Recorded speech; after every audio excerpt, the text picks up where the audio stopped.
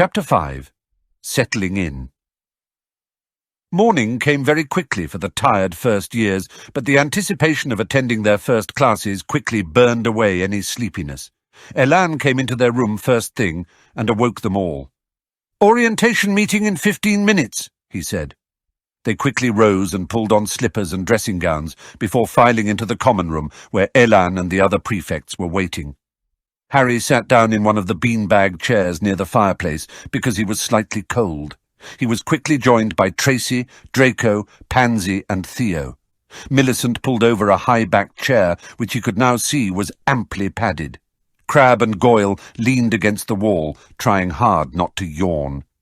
Blaise Zabini and Daphne Greengrass, not quite as well acquainted with their little group, stood slightly apart from everyone else. "Most of you know me, but for those who don't, my name is Ilan Octavio Malfoy. I'm a fifth-year prefect, and this is our orientation meeting.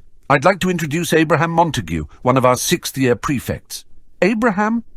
A dark-haired boy stood up from the group seated at the table. "Good morning. I must apologize for making you all get out of bed at such an ungodly hour, but you were so tired last night we decided to postpone until this morning. There are certain things you all need to know if you're going to succeed here in Slytherin House. It's our job as prefects to make sure you know those things. Now then, since the sixth years don't have owls or newts to study for, we are the ones who are put in charge of you first years, making sure that you don't get lost, hurt, or otherwise in trouble. Basically, we have to look out for you." "We?" Tracy asked. Abraham smiled at her. "I was just about to introduce my counterpart, the lovely Jessica Conejo. Jess, stand up." A pretty Spanish girl with mounds of curly black ringlets rose gracefully to her feet. "Good morning.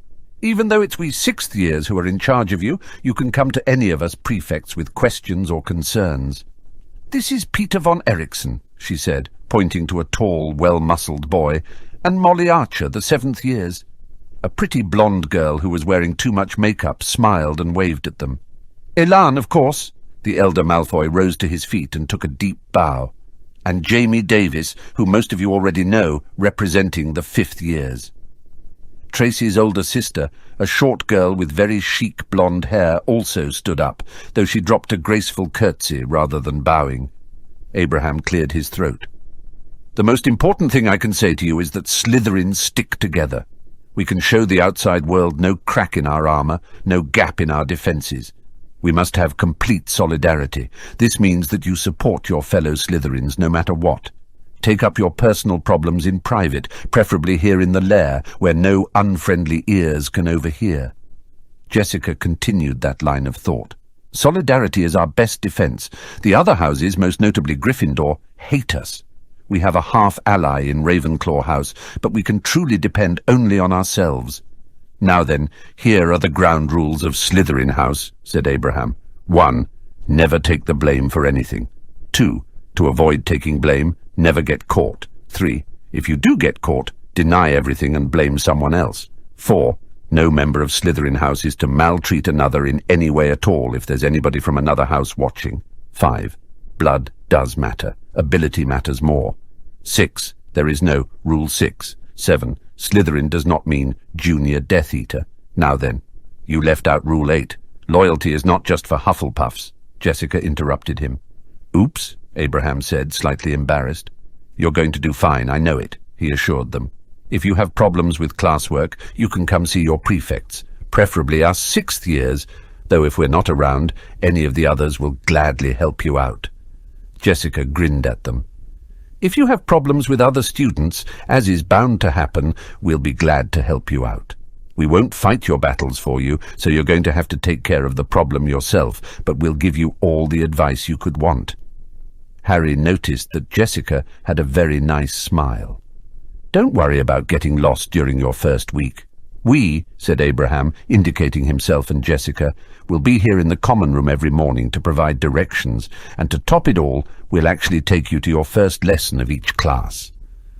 "I think that covers the basics, doesn't it, Peter?" asked Jessica, turning to face the other prefects at their table. "It does," Peter replied, nodding his head. "It's getting time for breakfast. Why don't you all have a shower and be back here in 30 minutes?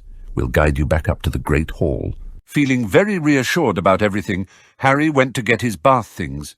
So far, being in Slytherin was pretty great. "Nice to know they're looking out for us," he commented to Theo as they trudged down the hall to the bathroom. "Solidarity, Harry, solidarity. It's what makes our house strong. A house divided cannot stand." "That's pretty profound for 0730, Draco snickered. "I'll 0730 my foot on your bum," Theo threatened. Draco clapped his hands to his cheeks and made a quavering, wibbling sound. "Oh no, anything but that," he mocked. "Guys, not before breakfast," Harry sighed, pushing the bathroom door open. He stopped in his tracks. "Wow," he breathed. The bathroom was an impressive sight. The floor was tiled with a pattern of silver and green, the Slytherin house colours. The long row of sinks mounted on the near wall had bright silver handles. The shower stalls that lined the far wall had highly decorated curtains with beautiful mythological scenes. A door immediately ahead read WC on it. "Pretty impressive," said Draco, looking around. Crabbe grunted and shuffled towards the showers. The water was instantly warm, just the temperature Harry liked. He concluded it must have a spell on it, and he said as much to his friends. "Some parents made a big investment about 3 years ago," Draco told him, raising his voice to be heard above the noise of the showers, "protesting that it wasn't fair for us to have such miserable dungeon conditions, so we get the nicest bathroom, aside from the prefect's bathroom, of course, with very specific charms on each shower to adjust the water to the proper temperature. The shampoo and conditioner never run out. I believe there's also a way to turn the shower stall into a proper bathtub." "Neat," Harry said, echoed by Theo. With towels wrapped around their waists and pyjamas in hand, the boys straggled back to their room at their own pace. Pulling on a brand-new uniform and robes, Harry felt excitement starting to build again.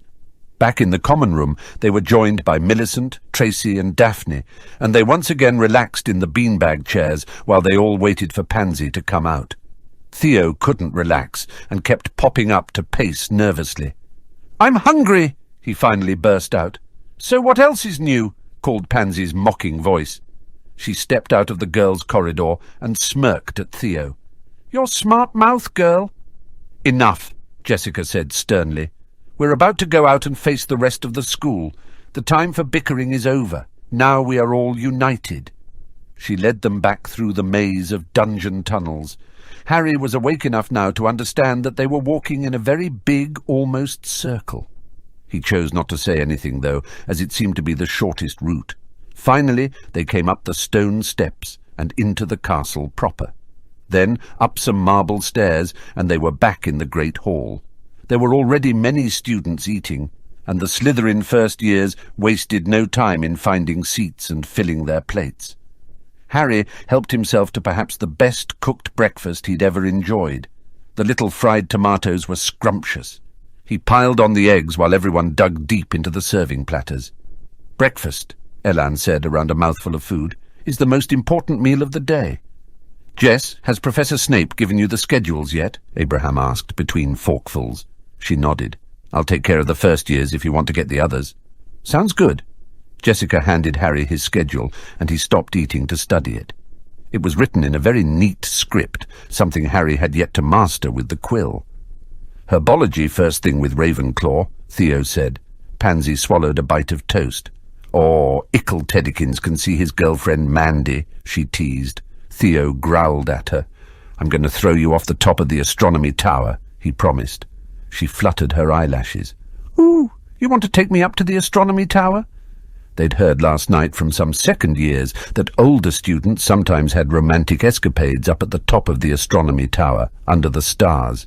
Theo concentrated on eating his eggs and toast, obviously giving up on trying to get the last word in for this argument.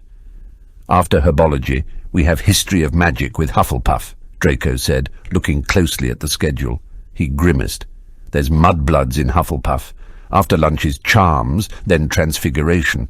Blimey, they lay it on thick the first day." Harry finished his breakfast and drank the last of his milk. Everyone else was finishing as well. "Herbology is very easy to get to," Abraham said. "Follow me." Jessica brought up the rear as Abraham led them out of the great hall and through the corridors to a large set of double doors. They stepped out into the open light and saw a number of large greenhouses. "You're in Greenhouse 1, which is just ahead there. We'll be along to escort you to History of Magic. Have fun and do the house proud." Herbology, taught by a dumpy little witch called Professor Sprout, was a very interesting class. Harry had done his best to remember things from 1,000 magical herbs and fungi, as it was relevant to 2 subjects, so he understood most of the professor's lecture. The greenhouse made for an interesting classroom since it was filled with live specimens. Abraham and Jessica met them at the double doors which led back into the castle. "Well, my lads and ladies, what did you think?" he asked them. "Did you like herbology?" "It was interesting," said Harry. "Boring," yawned Crabbe. "Yeah," yawned Goyle. "Nah, it was pretty cool," disagreed Theo. "Not too bad," said Millicent. "I'm going to hate it," said Tracy. "I quite abhor dirt." "Abhor? What did you have for breakfast, a dictionary?" Draco asked her. "Shut up, Malfoy." "I'm going to poison Theo as soon as Professor Sprout shows us which plant is nightshade," Pansy said cheerfully. "I'm going to throw Pansy off the top of the astronomy tower after our lesson," he replied, just as cheerfully. "Ah, the love. You can cut it with a knife," Jessica smiled. "This way to History of Magic," Abraham said as he led the way. Harry's excitement after reading the text over the summer was dashed. History of Magic was the most boring class alive, except that it wasn't alive. In fact, it was quite dead. Professor Binns was a ghost. He had been very old indeed when he had fallen asleep in front of the staff room fire and got up the next morning to teach, leaving his body behind him. Binns droned on and on while they scribbled down names and dates and got Emmerich the Evil and Uric the Oddball mixed up. Crabbe and Goyle took the opportunity to go back to sleep. Harry struggled to keep his eyes open. This was certainly not what he'd had in mind when Hagrid had told him he was a wizard. The only person who was taking an active interest in the lecture was Hermione Granger. Everyone else was slouched back in their chairs, barely awake, but the muggle-born witch was perched at the edge of her seat, scratching her quill furiously, seemingly determined not to miss a single thing. She appeared to be hard at work, just like a good Hufflepuff. Draco caught Harry's attention and tipped his head in Granger's direction while rolling his eyes and making a funny face. Harry smothered a snort of laughter and wrote down "Lester the Unlikely" in his notes. Abraham and Jessica met them outside the classroom and didn't bother to ask how the lesson had gone. Apparently their tired faces were testament enough. As he followed along back towards the Great Hall, Harry was looking forward to lunch. Some food would be just the thing to perk him back up. That was when he noticed the whispers. Harry's presence was being noted by the other students. They stared at him. They stared at his scar. They gawked at him, not caring if he saw them or not. Even if he made eye contact with them, they still seemed in awe. It was unnerving and really hard to cope with. He made certain to take a seat facing the wall when they went to lunch. After lunch, Jessica led them to the charms corridor. Professor Flitwick turned out to be a tiny little wizard who had to stand on a pile of books to see over his desk. At the start of class, he took the roll call, and when he reached Harry's name, he gave an excited squeak and toppled out of sight. They spent the class learning the proper way to hold a wand for charm work. Professor McGonagall was again different. Harry had been quite right to think she wasn't a teacher to cross. Strict and clever, she gave them a talking to the moment they sat down in her first class. "Transfiguration is some of the most complex and dangerous magic you will learn at Hogwarts," she said. "Anyone caught fooling around in my class will leave and not come back. You have been warned." Then she changed her desk into a pig and back again. They were all very impressed and couldn't wait to get started, but soon realized that they weren't going to be changing the furniture into animals for a long time. After taking a lot of complicated notes, they were each given a match and started trying to turn it into a needle. By the end of the lesson, Millicent had managed to get the end of her match to become pointy, and Theo had managed to turn it into silver, but none of the rest had any luck. After their last class, the first-year Slytherins all returned to the Serpent's Lair to drop off their belongings. It was only 4:30, though, and dinner was 2 hours away. Harry had decided he was going to do some more reading, but quickly changed his mind when Draco invited him to play Exploding Snap. The game was simple enough, but the risk of getting burned lent it a rather keen edge. Crabbe and Goyle, both of them being clumsy and awkward, took far more than their fair share of burns. Millicent was the only one who escaped injury, and Harry was nursing sore fingers on the way upstairs to the great hall. The girls had made a detour to the lavatory, so the boys were on their own as they came out from the stone walls of the dungeon into the marble-lined magnificence that was the front entryway. 4 first-year Gryffindor boys were coming down the marble stairs at the same time. Remembering how nice the woman on the platform had been, Harry waved. "Hi, Weasley."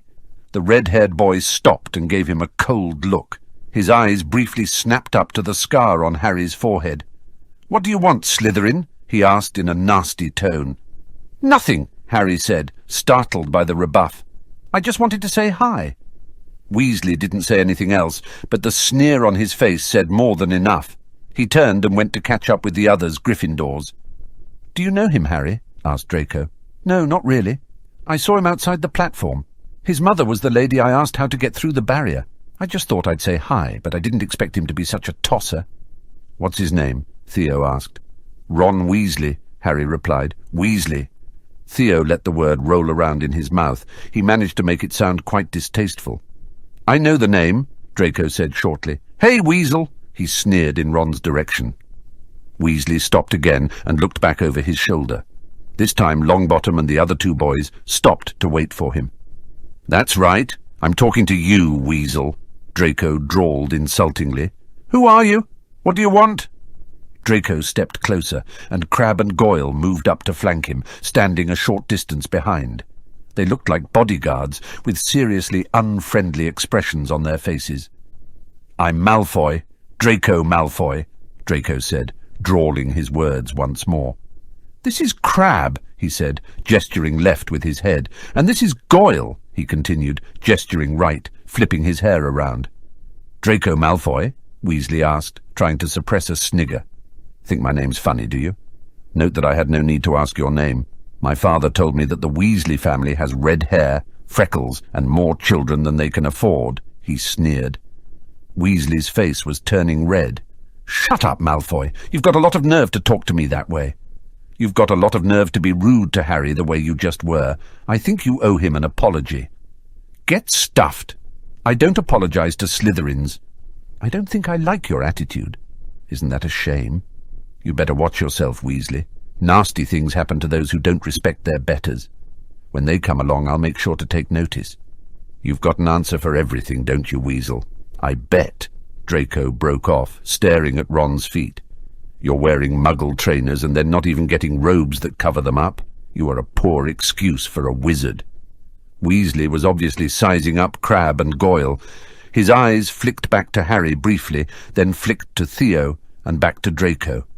He threw a quick look back over his shoulder at Thomas and Finnegan. He glanced sideways at Longbottom.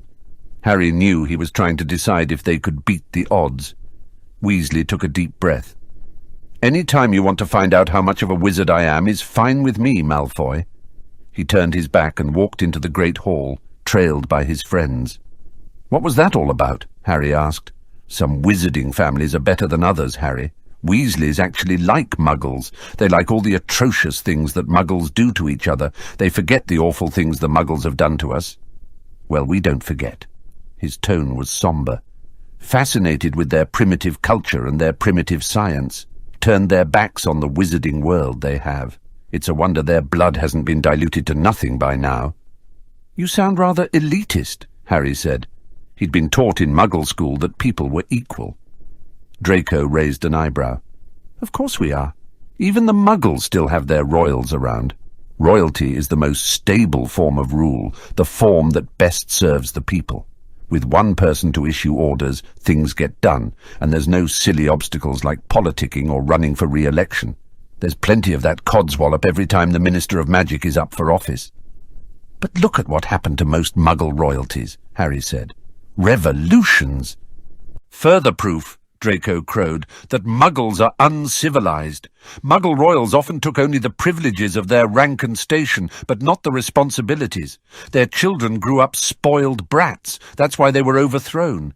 A child properly raised and taught responsibility and common decency, can grow up to be a wise and benevolent ruler.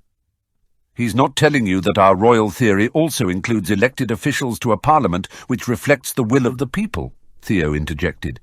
You have a whole theory about this? Harry was amused. It was a project my father assigned us, Theo answered.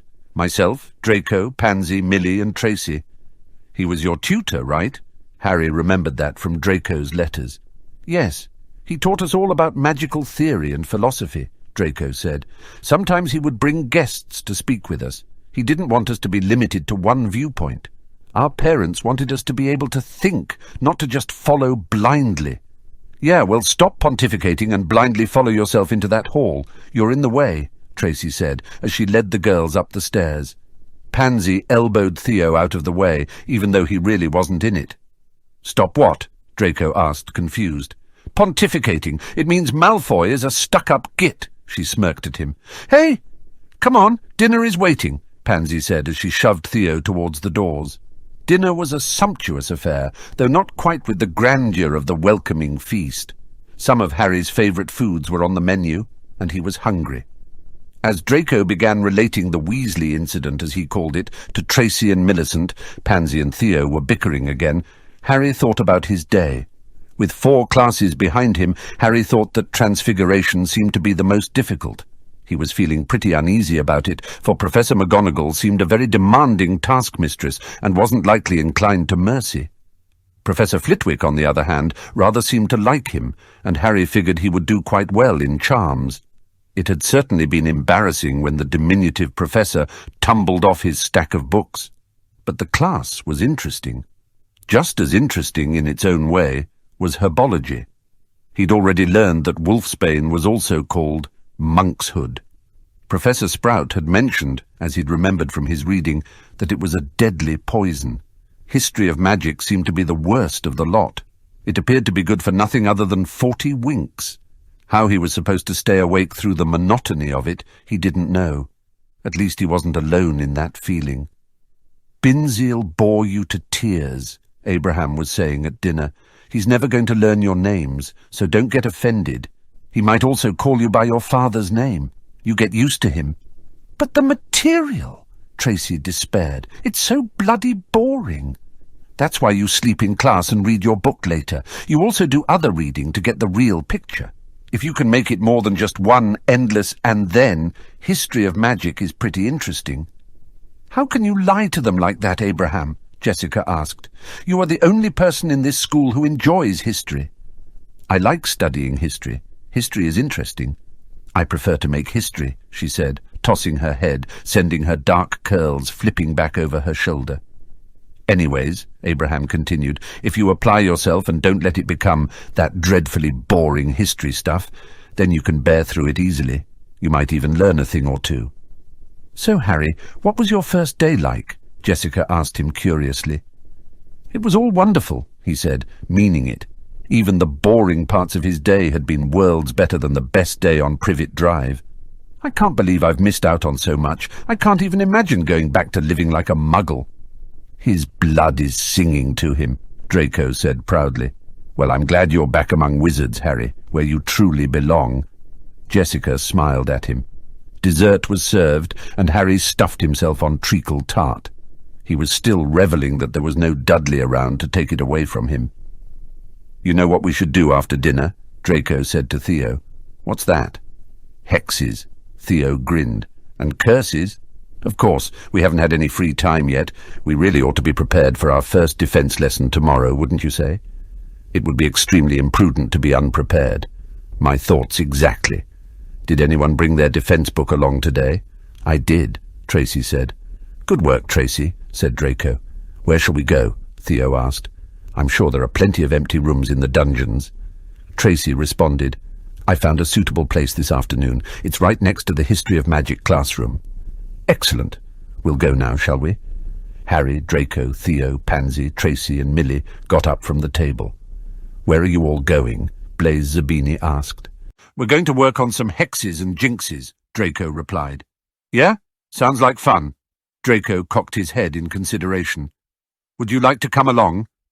All right. Harry looked at Daphne Greengrass. How about you? Daphne jumped slightly. Me? I'd love to. Thanks. Draco glanced at Crabbe and Goyle. You two may as well come too. Thanks, Draco, they said. The empty room appeared to be a normal classroom. There were desks stacked all on one wall, and a few boxes were perched here and there. Excellent find, Tracy, Theo congratulated her. I think this is some kind of storage room, except with nothing stored in it. It's perfect for us, Pansy said, agreeing for once with Theo. Until we find more places, that is. We'll have to thoroughly explore the dungeons. Now we can all practice together. Crabbe, you'll be our first test victim, Draco declared. Crabbe looked uneasy. I don't know, Draco. I don't think I want to. Draco's jaw dropped. Am I going mad, or did the word think just escape your lips? Crabbe had no answer, so he nodded vaguely. Get up there and stand still, Draco ordered. There's not much we can do to permanently damage you anyway. Crabbe, still looking mighty nervous, stepped about 5 meters away and turned around. You do know all the counters, right? Not really, no, Draco said breezily as he pointed his wand. Furnunculus, he said. Red sparks spat from the end of his wand, just like when he had tried to hex Hermione Granger on the train. Bloody hell, he cursed. I am saying it right, aren't I? Furunculus, Pansy said, sounding it out phonetically. Furnunculus. You're adding an extra in, Millicent said, frowning as she listened to him. Furrun, not Fernun, Daphne giggled. Fernun sounds like something weird having to do with the Sea of E. Furunculus! A jet of red light with a white core flashed from the tip of Draco's wand, striking Crabbe in the chest. Ah! He yelled. That hurts! Harry clapped his hands a few times, impressed. Draco looked up the counter-hex and cast it, giving Crabbe relief from the pain. Your turn, Harry, Draco invited him, gesturing with a sweeping arm. Well, here it was, his first attempt to do an actual spell. Harry was quite nervous, but it was with his friends. Draco had gone first and failed. Harry didn't need to worry. He could do this, and even if he couldn't, his friends would still be his friends. Furunculus! He wasn't sure why he picked the same hex, but it worked fabulously. A jet of that red-white light shot out from his wand, striking Crabbe in the face. Ah! He shouted, clutching at his face. Pick something else, will you? Way to go, Harry, Tracy congratulated him. Told you, you're a natural. The counter, Millicent said, looking at the suffering Crabbe. Harry pointed his wand and spoke the counter-hex, causing the boils to fade from Crabbe's face. The bigger boy was whimpering slightly. My turn, Tracy said, jumping to the front. What about me? Theo asked. Idiot boys get to go last, Pansy said, sticking out her tongue at him. I'll go last, but only if I get to hex you, he said, looking at her in a challenging manner. She scoffed at him. Since I know you're too stupid to actually cast the hex, I agree, but only if I get to hex you back. Theo's voice went very high and prissy. Oh, she wants a proper duel, does she? Well, we must all bend our knee to the crown, he mocked her. I'm looking for the nightshade, she reminded him. You wouldn't know the difference between nightshade and a night watchman, he scoffed back at her. Do it now, begged Crabbe. No more hexes at me. Shut up, Crabbe, Pansy snapped. Shut it, fathead, Theo snapped at the same time. Hey, Crabbe protested, my head's not fat. Furunculus, Tracy said, ignoring the squabbling pair, sending the hex flying at Crabbe, who shrieked like a 4-year-old girl with a skinned knee. Millicent took pity on him, though, sending her hex at Goyle, who was a bundle of nerves from watching Crabbe. Pansy and Theo had squared off, wands at the ready. 1, 2, 3, Draco drawled, clearly bored by their antics. Furunculus, Theo shouted, sending the jet of light towards her. She threw herself to the floor, dodging the hex. With the elasticity of youth, she bounced right back up. Furunculus, she cried, but her aim was off, and the hex sailed over his shoulder. Rictus Sempra, he yelled, sending a jet of silver light at her, striking her in the chest. Pansy began to shriek with giggles, and she dropped her wand, clutching her sides. Not fair, she managed to say between giggles. Nice tickling charm, Millicent said admiringly. I picked it up at Malfoy Manor this summer. Father said it was a harmless spell that could be put to very effective use by a creative mind. Draco was proud. I think I win this round, Theo said, holding up Pansy's wand. You're really evil, you know, Tracy told him. You know how ticklish she is. Theo bowed mockingly to her. "Why do you think I used that specific charm? Strategy, Tracy, strategy. You should do the counter." "I didn't learn the counter," he said, shrugging his shoulders. "Draco, you know the counter for the tickling charm?" "Nope." "You mean we just have to wait for it to wear off?" Millicent was astounded. "Unless she can look it up and cast it herself." Theo was unapologetic. "Theo!" Millicent was obviously trying hard not to laugh. Daphne was failing miserably at that task for her part. Tracy was leafing through the book. "Here it is," she said, and spoke the words. Pansy collapsed into an exhausted heap, still giggling, having quite lost control of herself. Slowly, her giggles began to fade away. "All right," Draco said. "Daphne, Blaze, your turn to show off."